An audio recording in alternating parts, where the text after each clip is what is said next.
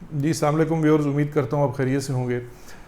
کل جس طرح سے آپ نے دیکھا کہ پورے ملک کے اندر جمعے کی نماز کے بعد حرمت قرآن پاک کے حق میں ریلی نکالی گئی، کراچی سے لے کر گوادر تک پورے شہروں کے اندر لوگ اپنے گھروں سے اپنے دفاتر سے باہر آئے اور انہوں نے احتجاج ریکارڈ کروایا اپنی حکومت کے سامنے کہ سویڈن کا بائیکاٹ کیا جائے، سویڈن نے ہمارے مقدس کتاب قرآن پاک کو جو ہے وہ جلایا گیا، اور وہ بھی خاص طور پہ عید والے دن۔ اس کی جتنی مذمت کی جائے وہ کم ہے۔ ہمارا جو احتجاج لوگوں نے کیا، جس میں بھی شامل تھا، سوچنے کی بات یہ ہے کہ ہمارا اس احتجاج سے سویڈن کی حکومت کو فرق پڑے گا یا نہیں پڑے گا، اور یہ جو اس طرح سے نعوذ باللہ پہلے نبی پاک صلی اللہ علیہ وسلم کے خاکے بنائے گئے یا جو ابھی قرآن پاک کو جلایا گیا، وہ اس مذموم حرکت سے باز آئیں گے یا نہیں آئیں گے۔ اس کے لیے ہمیں کیا کرنا ہے، سوال یہ ہے۔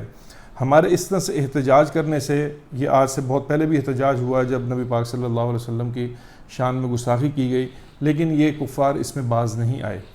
اس کے بارے میں چند باتیں کرنا چاہتا ہوں کہ ہم ایسا کون سا عمل کریں جس کی وجہ سے یہ اس طرح کے دوبارہ سے غلط حرکت نہ کر سکیں۔ دیکھیں، ہم نے اس کا حل نکالنا ہے۔ حل نکالنے سے مراد یہ ہے کہ یہ جو احتجاج کیے گئے، یہ ان حل میں سے ایک حل تو ایک طریقہ کار تو ہو سکتا ہے، لیکن یہ حل نہیں ہے۔ جو میری نظر میں حل ہے وہ میں آپ سے رکھتا ہوں، اگر آپ لوگ اتفاق کریں تو اس کے اوپر ہمیں عمل کرنا چاہیے۔ قرآن پاک میں اللہ تعالیٰ نے جس طرح فرمایا کہ انا نحن نزلنا الذکر و انا لہ لحافظون، بے شک ہم نے اس کو نازل کیا اور ہم ہی اس کی حفاظت کرنے والے ہیں۔ یہ قرآن پاک کی آیت ہے۔ اس حفاظت کا مطلب یہ ہے کہ قرآن پاک کے اندر جو الفاظ ہیں وہ قیامت والے دن تک ایز اٹ از رہیں گے۔ جتنی بھی آسمانی کتابیں آج تک قرآن پاک سے پہلے آئیں اس کے اندر رد و بدل کیے گئے، لیکن قرآن پاک میں ایسا ممکن نہیں ہے۔ سوچنے کی بات یہ ہے، بینگ اے مسلم، اگر میں اپنے آپ سے سوال کرتا ہوں، میری نظر میں قرآن پاک کی تقدیس، قرآن پاک کی حفاظت ایک صورت میں ممکن ہے کہ اگر قرآن پاک میری زندگی میں اور میرے دیکھنے والے ہر مسلمان کی زندگی میں آ جائے۔ جب پاکستان بنا، قائد اعظم سے پوچھا گیا کہ پاکستان کا آئین کیا ہوگا، تو قائد اعظم نے رحمۃ اللہ علیہ نے قرآن پاک سامنے رکھا اور کہا کہ یہ پاکستان کا آئین ہے۔ آج ہم خود دیکھ لیں کہ کیا پاکستان اس آئین کے مطابق چل رہا ہے یا نہیں چل رہا۔ سب سے پہلے تو ہمیں اپنی زندگی کے اندر قرآن پاک کو لانا پڑے گا۔ قرآن پاک واحد کتاب ہے جس کے اندر ایک انسان کی پیدائش سے لے کر مرنے تک اور مرنے کے بعد کے بھی جو عوامل ہیں، جس کے اندر وراثت کی تقسیم، یہ ساری چیزیں اس کے اندر موجود ہیں۔ کیا ہماری زندگی قرآن پاک کے اوپر ہم لوگ اپنی زندگی گزار رہے ہیں؟ یہ ایک سوال ہے جو میرا اپنے آپ سے ہے۔ میرے خیال میں اگر ہم مسلمان قرآن پاک کے اوپر اپنی زندگی گزارنے والے بن جائیں، جس طرح سے قرآن پاک نے ہمیں جینے کا طریقہ سکھایا، جس طرح سے قرآن پاک نے ہمیں معاملات سکھائے، جس طرح سے قرآن پاک نے ہمیں کاروبار سکھایا، جس طرح سے ہر چیز، کون سا ایسا دنیاوی عمل ہے جو قرآن پاک میں جس کے بارے میں ایک رہنمائی نہیں ہے؟ کوئی ایسا عمل میری نظر میں نہیں ہے۔ سب سے پہلے تو ہم مسلمانوں کو قرآن پاک کے اوپر آنا پڑے گا، اپنی زندگی کو قرآن پاک کے تابع کرنا پڑے گا۔ اگر ہم یہ کرنے میں کامیاب ہو جاتے ہیں تو یہ قرآن پاک کی گستاخی کو سوچ بھی نہیں سکیں گے۔ ابھی تو گستاخی کر رہے ہیں اور ہم بینگ اے مسلم اپنے علاقوں میں احتجاج کے علاوہ کچھ نہیں کر سکتے۔